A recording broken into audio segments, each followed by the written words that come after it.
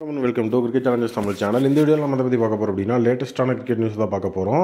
First வந்துட்டு பார்த்தீங்கன்னா நம்மளோட ஏபி டிவிலியர்ஸை பற்றி பார்த்துருவோம். ஸோ ஏபி டிவிலியர்ஸை பொறுத்த வரைக்கும் இப்போ வந்துட்டு அவர் யூடியூப் சேனல் அப்படிங்கிறத வச்சு ரன் பண்ணிட்டு இருந்தார். பட் ஆனால் வந்துட்டு இப்போ டொமஸ்டிக் டோர்னமெண்ட்டில் ஆடிட்டு இருக்காரு.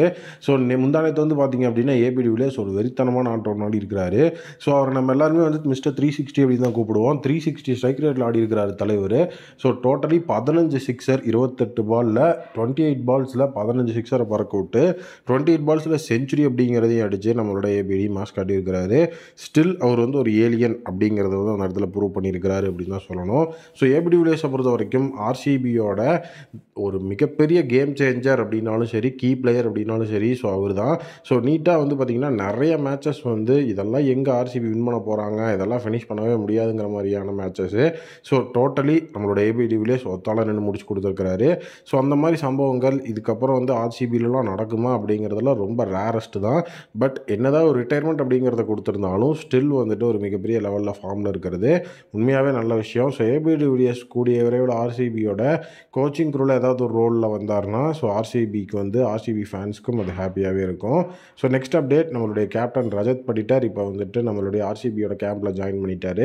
ஆர்சிபியோட அந்த அன்பாக்ஸ் ஈவெண்ட் அப்படிங்கிறதுக்காக வந்து பார்த்திங்கன்னா இப்போ எல்லா பிளேயர்ஸும் வந்துட்டு ஒவ்வொருத்தராக வந்துட்டு இருக்காங்க. நேற்று வந்து ஹெட் கோச் வந்து ஜாயின் பண்ணியிருந்தார். இன்றைக்கி கேப்டன் ரஜத் படிட்டர் ஜாயின் பண்ணிட்டாரு. ஸோ கேப்டன் வந்த உடனே ஆர்சிபி அவங்களுடைய புதிய ஜெர்சியை போட்டு நம்மளுடைய கேப்டன் வரவேற்று அவங்களுடைய புதிய ஜெர்சியையும் வந்து பார்த்திங்கன்னா ரிவீல் பண்ணிட்டாங்க. ஸோ ரஜத் படிட்டரை பொறுத்த வரைக்கும் வந்து இறங்கினோடனே வந்து பார்த்திங்கன்னா ப்ராக்டிஸ் கேம்பை பற்றி தான் பேசியிருந்தார்.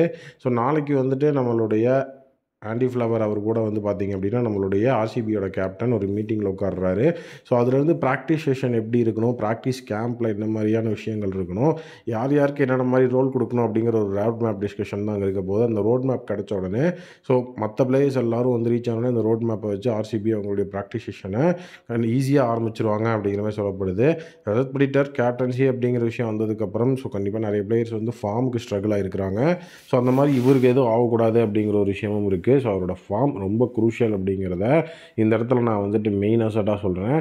ஸோ நெக்ஸ்ட் அப்டேட், நம்மளுடைய ஆர்சிபி ஸோ ஒரு மிகப்பெரிய மூவ் பண்ணணும் அப்படிங்கிறது. ஸோ இப்போ ஹேசல்வுட் வந்து இன்ஜுரியில் இருக்கிறதுனால ஹேசல்வுட்டோட இடத்துல கண்டிப்பாக வந்துட்டு ஒரு ஓவர்சீஸ் பிளேயரை ரீப்ளேஸ்மெண்ட்லாம் எடுக்கிறதுக்கு வந்து ஸ்லாட் இருக்குது. ஸோ அந்த ரீப்ளேஸ்மெண்ட் அப்படிங்கிறவர் கண்டிப்பாக ஒர்த்திட்டாக இருக்கணும். ஸோ அதனால் வந்துட்டு மிச்சல் பிரேஸ்வெல் அப்படின்னு சொல்லிட்டு இப்போ கரண்ட் ஃபார்மில் வெறித்தனம் காட்டிகிட்டு இருக்கிற ஸோ நம்மளுடைய நியூசிலாண்டோட ஆல்ரவுண்டர் அவர் எடுக்கலாம். ஸோ டோட்டலி கிளட்ச் இன்னிங்ஸ் அப்படிங்கிறத வந்து நிறையா தடவை ஆடி இருக்கிறாரு. அதுவும் வந்துட்டு நாக் அவுட்ஸ்லாம் சூப்பரான பர்ஃபார்மன்ஸை கொடுத்தாரு. பேட்டிங் பவுலிங்னு ரெண்டுலேயுமே வந்து கான்ட்ரிபியூட் பண்ணார் சாம்பியன்ஸ் ட்ராஃபியோட ஃபவுலிங்கில். ஸோ ஃபுல் அண்ட் ஃபுல் வந்து பார்த்திங்கன்னா ஈஸியான விக்கெட்ஸ் அப்படிங்கிறதெல்லாம் இல்லை அப்படின்னா கூட நீட்டாக எடுத்தார். பேட்டிங்கில் 50 அப்படிங்கிறதையும் ஸ்கோர் பண்ணி பவுலிங்லேயும் வந்துட்டு விக்கெட்ஸ் அப்படிங்கிறத அள்ளிட்டு இருந்தார்.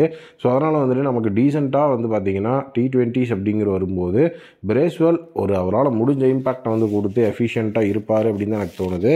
ஸோ கண்டிப்பாக வந்துட்டு நம்ம வந்து பிரேஸ்வெல் வாங்கணும் அப்படின்னா ஸோ நம்மளுடைய அந்த ஸ்பின் அட்டாக் அப்படிங்கிறதும் கொஞ்சம் டீசெண்டாக மாறும். ஏன்னா ஹேசல்வுட்டாக எப்படி இருந்தாலும் நம்ம ப்ரைமரியாக தான் யூஸ் பண்ணலான்னு வச்சுருப்போம். ஸோ அதனால் அந்த இடத்துல பிரேஸ்வெல்லை கூட நம்ம ஆட வச்சிடலாம் அப்படிங்கிற ஒரு விஷயமும் இருக்குது. ஸோ நீங்கள் என்ன நினைக்கிறீங்க? ஸோ வந்துட்டு நம்மளுடைய பிரேஸ்வெல் ஆர்சிபியோட ரீப்ளேஸ்மெண்ட் சைடுக்குள்ளே வந்தாங்க அப்படின்னா எந்த அளவுக்கு எஃபிஷியண்ட்டாக இருக்குன்னு நினைக்கிறீங்க அப்படிங்கிறத கமெண்ட் செக்ஷனில் மறக்காம பண்ணுங்கள். மீண்டும் ஒரு புதிய மீட் பண்ணுறேன். Thank you, take care and bye bye.